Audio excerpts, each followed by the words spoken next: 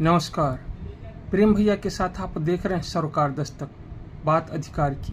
मेरे प्यारे सम्मानित साथियों, भाइयों एवं बहनों, आज बात एजुकेशन डिपार्टमेंट में मेरे द्वारा लगाए गए आरटीआई के जवाब से संबंधित कुछ चर्चाएं और मेरे द्वारा किए गए प्रथम अपील के बारे में। तो आइए विलंब नहीं करते हुए शुरू करते हैं।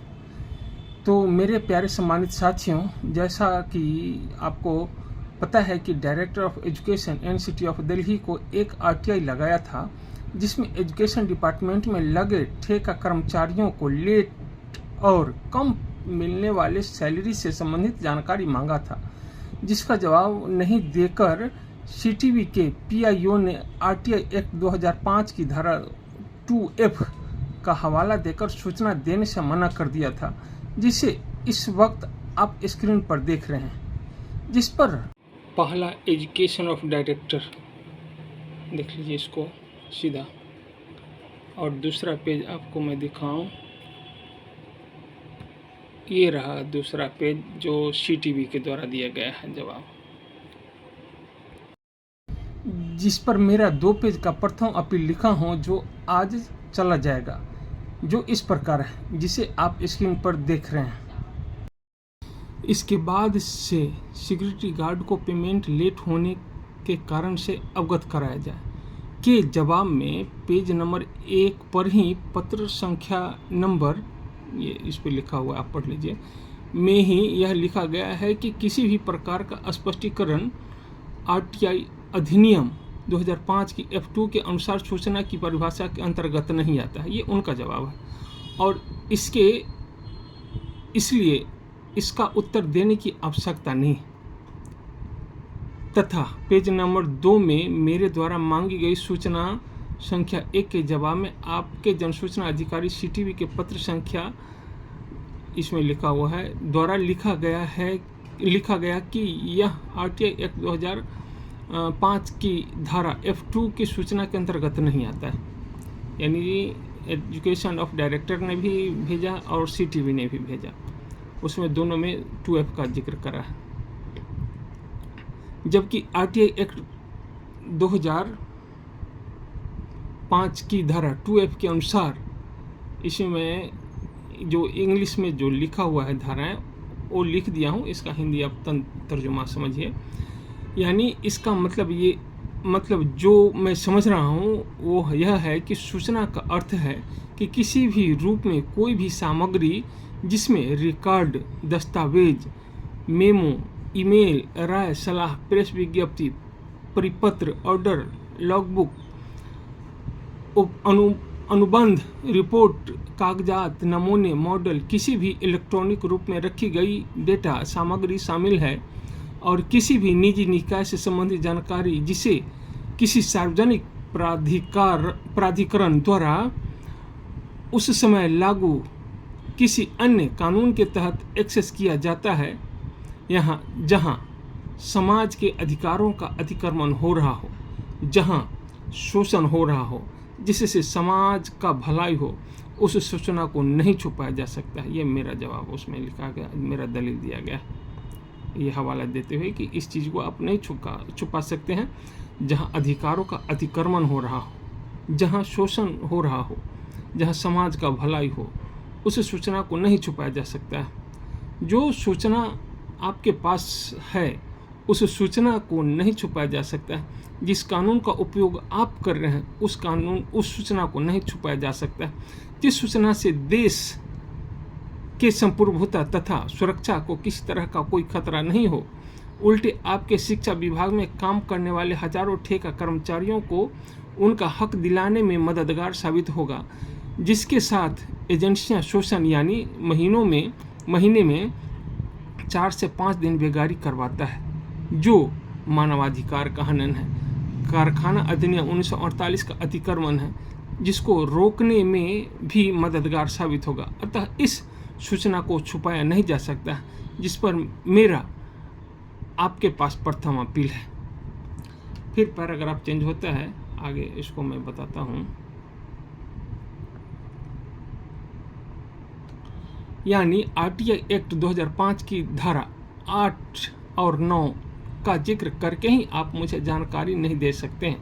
इसमें ये भी आप एक सीखने वाली बात आप समझ लीजिए, सूचना जो दिया जाता है इसमें 8-9 का जिक्र करके ही आपकी सूचना को रिजेक्ट कर सकता है, अन्यथा सभी धाराओं के तहत आपको सूचना उपलब्ध कराया जाएगा। एक शॉर्ट में समझिए, बाकी आरटीआई एक्ट 2005 2F का जिक्र करके सूचना देने से मना नहीं किया जा सकता। मैं आगे लिखा हूँ 2 नंबर में, जो मेरा 2 नंबर का सवाल था उसको भी आप इसको थोड़ा समझिएगा कि मेरा सवाल क्या था।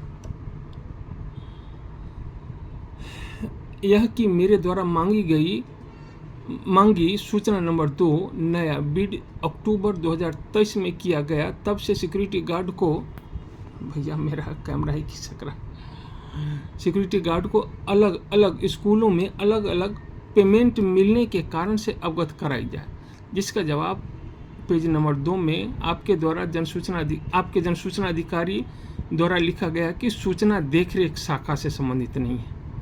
अब यहाँ पे आप समझिए कि इसका जवाब मैं दिया हूँ, उस बीच में मैं समझा रहा हूँ। तो मेरा यहाँ दलील है कि मैंने जो आरटीआई लिखा था उसमें आरटीआई एक्ट की धारा 6(3) का जिक्र करा हुआ था, यानी 6(3) का आप किसी भी आरटीआई में जरूर जिक्र करिए, ताकि 6(3) का जिक्र करिएगा तो उसका मतलब जो आपके यहाँ सूचना नहीं उपलब्ध है वह दूसरे संबंधित विभाग को वह 5 दिनों के अंदर भेजना अनिवार्य हो जाता है।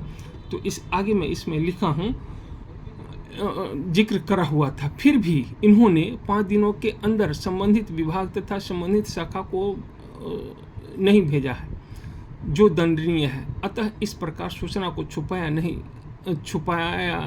जाने का भरपूर प्रयास किया गया है, जो नहीं छुपाया जा सकता है, जिस पर मेरा आपके पास प्रथम अपील है। आगे यहाँ पे लिखा हुआ है 3 नंबर जो सवाल मेरा था उस पे थोड़ा मेरे साथ संसाधन का कमी है, इसलिए दिक्कत होता है थोड़ा। आप इसको यहाँ पे मैं लिखा हूँ 3 नंबर से संबंधित, यह कि मेरे द्वारा मांगी गई सूचना नंबर 3, जिस स्कूल में सिक्योरिटी गार्ड महीने में 30 दिन या महीने में 31 दिन ड्यूटी कराया जाता है, लेकिन किसी स्कूल में सिक्योरिटी गार्ड को 17,334, किसी स्कूल में सिक्योरिटी गार्ड को 19,000 के आसपास, किसी स्कूल में सिक्योरिटी गार्ड को 20,900 के आसपास रुपया दिया जाता है, जबकि लेबर कमिश्नर दिल्ली के द्वारा निकाले गए नोटिफिकेशन संख्या जो इसमें है डेट लिखा हुआ है तथा डेट लिखा हुआ 23/10/2023 के अनुसार सेमी स्किल्ड वर्कर जो हम लोग सिक्योरिटी गार्ड आते हैं को एक दिन का मजदूरी 742 रुपये है। तो इस विभिन्नता के कारण से अवगत कराई जाए, यानी अलग अलग जो पैसे मिलता है इससे अवगत कराने के लिए मैं रिक्वेस्ट कर रहा हूँ, जिसके जवाब में आपके जनसूचना अधिकारी उपरोक्त लिखित है, यानी यह सूचना देख रेख शाखा से संबंधित नहीं है, ऐसा उन्होंने लिखा। आगे तो यहाँ मेरा दलील है कि उपरोक्त अपील संख्या 1 तथा 2 के जैसा ही अपील है। इस प्रकार सूचना को छुपाए जाने का भरपूर प्रयास किया गया है, जिस पर मेरा आपके पास प्रथम अपील है। मैंने लंबा न लिखने की वजह से मैं 1-2 का जैसे उसने जवाब दिया मैं उसका अपील भी कर दिया हूँ।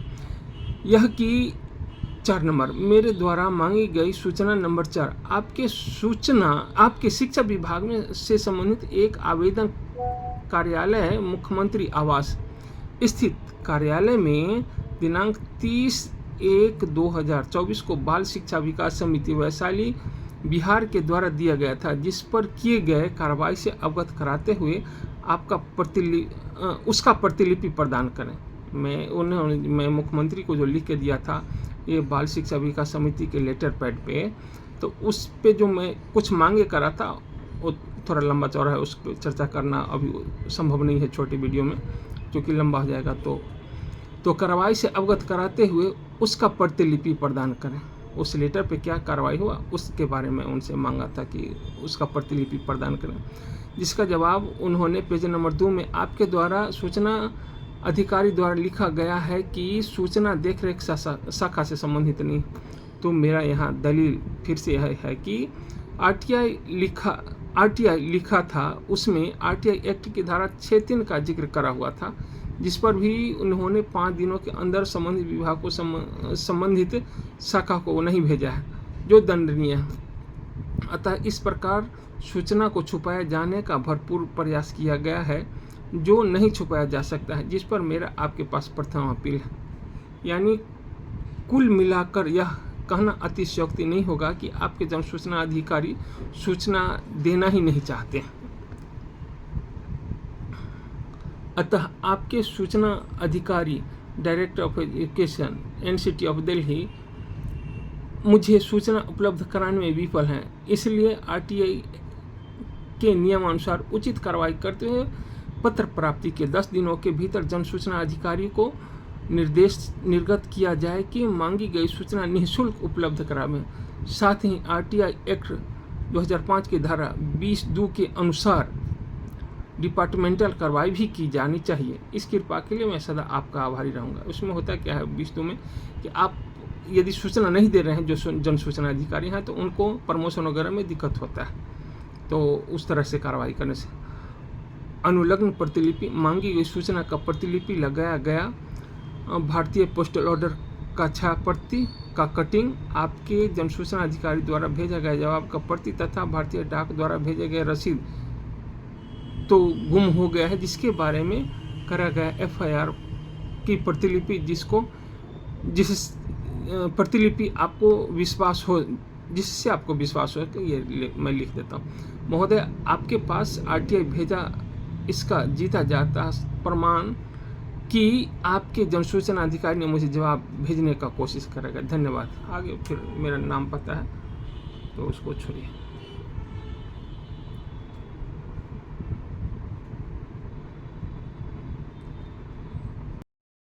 अंत में एक छोटा सा निवेदन, यदि वीडियो अच्छा लगा हो, आपके सरोकार की बात की जाती हो, इस चैनल पर आपके अधिकार की बात की जाती हो, तो इस चैनल को सब्सक्राइब जरूर करें, लाइक, कमेंट एंड शेयर करना न भूलें, क्योंकि इस चैनल पर आपके सरकार से जुड़ी हर बातें की जाती है।